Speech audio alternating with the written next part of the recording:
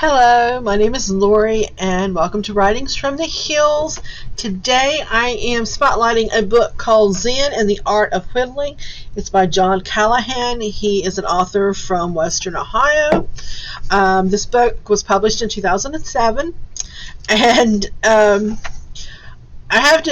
this has the cutest description on the back of the book. It says, Zen and the Art of Whittling is a load of frivolous tripe. You would be better off seeking enlightenment in a poorly translated fortune cookie.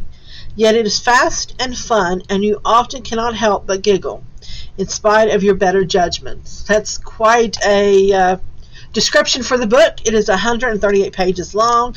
It starts out with a list of maxims. There's 20 of them. For instance,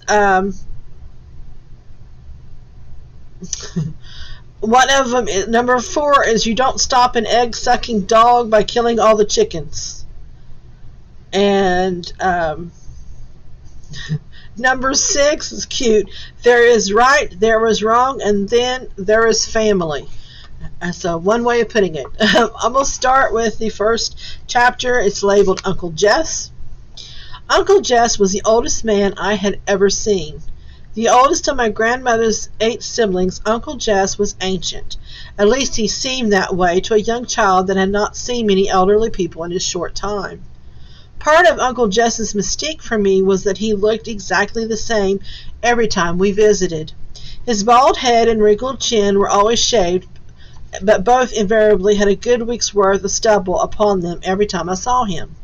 He had squinted eyes, long ears, and loads of loose skin that sagged from his neck.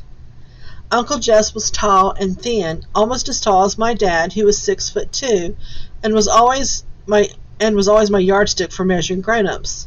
I knew that Uncle Jess was tall, which means I must have seen him standing on occasions, but standing was not his normal pose.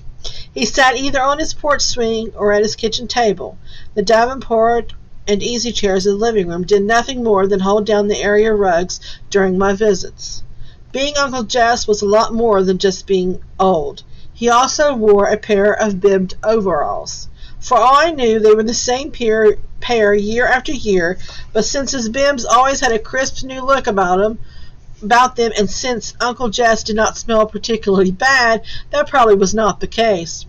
Attached to the button on his ever-present bibs was a silver chain that disappeared into a tiny watch pocket. Although I had never seen Uncle Jess's watch, my dad also carried a pocket watch, so I imagined an identical watch to be secured in the unseen end of the chain.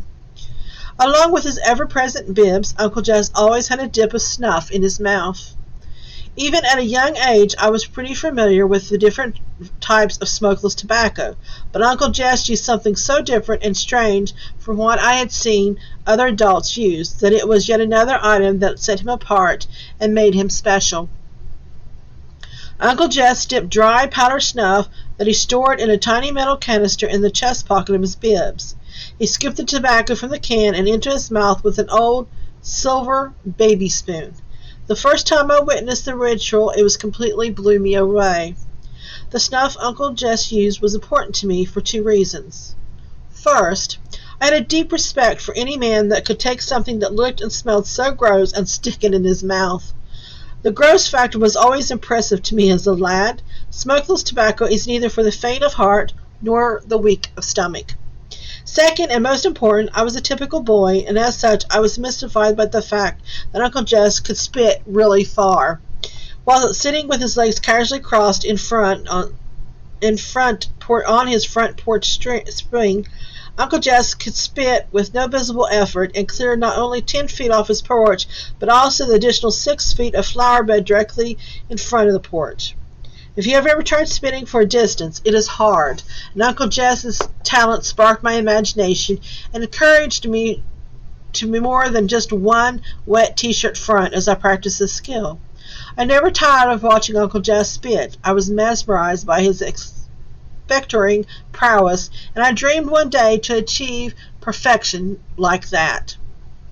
The final characteristics that, above all others, defined Uncle Jess for me was whittling. On that porch swing in those overalls, spinning those mind-blowing distances, Uncle Jess always had a pocket knife in his right hand and a piece of cedar in his left. Everyone may think that they know what whittling is and how it is done. I have seen it done wrong in enough movies by enough actors trying to portray men from the South, men like Uncle Jess, that I realize just how misunderstood whittling is. In every movie that I have ever seen, actors using a whittling as a piece of stage business. The actor was using his knife to cut large chunks out of a piece of wood. Each chunk was cut out of the wood with a strained jerking motion that gave the impression that the actor was trying to make the piece of wood as small as he could and as fast as he could. This is not whittling. Whittling is an art. And as with all art, the finished product is not the art, but the process is the art. Well, that is just the beginning of Zen and the Art of Whittling by John Callahan. If you would like to check this book out, please go to our website at www.briggslibrary.com, or you can call any of our locations to request a copy. I thank you for tuning in. I hope you enjoy the book, and I will see you next time.